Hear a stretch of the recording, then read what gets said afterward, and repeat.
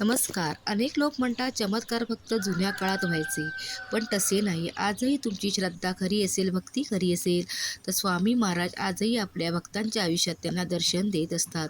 हेच एका अनुभवातून मी तुम्हाला सांगणार आहे. आज मी तुम्हाला एक सत्य घटना सांगणार आहे. हा अनुभव पुण्यात राहणाऱ्या एका दादांचा आहे.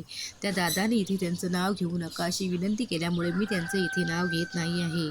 हा मुलगा सामान्य कुटुंबात होता. ते लाडावलेला होता आणि घरात तो सर्वांचा एकुलता एक होता. त्यामुळे त्याचे खूप लाड व्हायचे. मात्र कोविडच्या काळात त्याची तब्येत अचानक खालावली. ताप, श्वास घ्यायला त्रास होत होता. अशक्तपणा तर खूप जाणवत होता.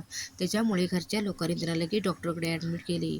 परंतु त्याच्यामुळे डॉक्टर म्हणाले, त्याचे फुफ्फुस काम करत नाही आहे. त्याच्यामुळे लगेच त्याला तुम्हाला ॲडमिट करावं लागेल. ते ॲडमिट म्हणजे ICUमध्ये करण्यात आले. नंतर डॉक्टर म्हणाले, ऑक्सिजन लावा आणि पुढील 24 तास त्याच्यासाठी अतिशय महत्त्वाचे आहे. ते हे ऐकून आई-बाबांचे पाय मात्र थरथर कापत होते. हातात पैसे होते. उपचार करण्यासाठी डॉक्टर होते, पण आशा मात्र संपत चालली होती.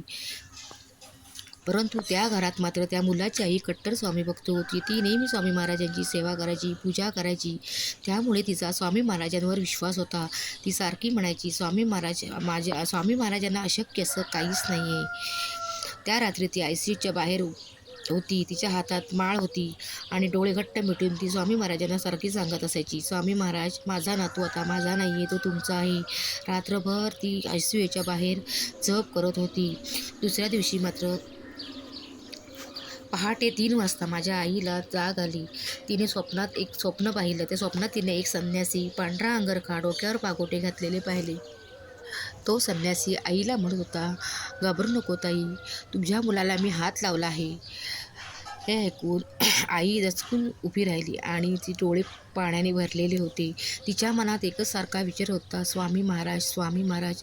इतक्या सकाळी डॉक्टर्स आले आणि त्यांनी मुलाचे चेकअप वगैरे केले. त्यांच्या हातात माझ्या मुलाचे रिपोर्ट होते आणि काय चमत्कार. ते म्हणाले की मुलाची ऑक्सिजन लेवल वाढली आहे, त्याच्या तब्येतीत सुधारणा होत आहे. डॉक्टर म्हणाले, एका रात्री असं काय घडलं. आई-बाबा मात्र एकमेकांच्या तोंडाकडे बघत होते. त्यांच्या डोळ्यात आनंद अश्रू होते आणि ओठावर एकच नाम होतं, ते म्हणजे श्री स्वामी समर्थ. नंतर त्याला ICUमधून बाहेर काढून जनरल वॉर्डला ठेवण्यात आले आणि थोड्या दिवसानंतर त्याला डिस्चार्ज देण्यात आला. आज तो मुलगा पूर्णपणे बरा आहे, असं तो स्वतः सांगतो. तो म्हणत होता की मी ICUमध्ये असताना कोणीतरी माझ्या डोक्यावर हात फिरवत आहे असं मला सारखं जाणवत होतं.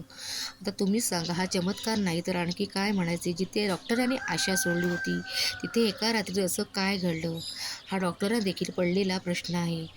स्वामी महाराजांना जो श्रद्धेने हाक मारतो, त्याच्या हाकेला महाराज नक्की धावून येतात. स्वामी महाराज नेहमी म्हणतात, मी दिसत नाही पण मी सर्वत्र आहे. हेच या गोष्टीवरून सिद्ध होते. तर हा अनुभव तुम्हाला कसा वाटला तो कमेंट करून नक्की कळवा. कमेंटमध्ये श्री स्वामी समर्थ लिहायला विसरू नका. हा व्हिडिओ आवडला असेल तर नक्की शेअर करा. या कथेवरून हे सिद्ध होते की स्वामी महाराज आजही आपल्याजवळ आहेत, फक्त हाक मारणे गरजेचं आहे. तर चला पुन्हा भेटूया एका छानशा व्हिडिओसोबत. तोपर्यंत श्री स्वामी समर्थ. जय जय स्वामी समर्थ.